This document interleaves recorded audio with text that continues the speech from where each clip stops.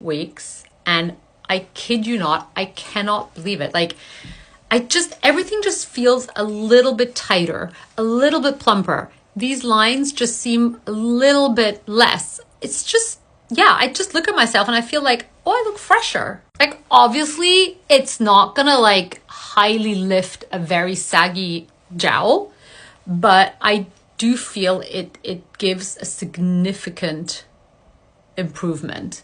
And just, yeah, I've almost lost the power of speech, how impressed I am. We can talk ingredients. I Live the Skin are always super transparent with what's in the product, at what concentration. So yes, you've got the growth factors, you've got the peptide, you've got the glycolipids. I just think it's a great anti-aging product, and it's gentle. Like, it doesn't have any side effects like retinoids can have. Like, genuinely, if you have aging skin, give it a go. I think it's phenomenal.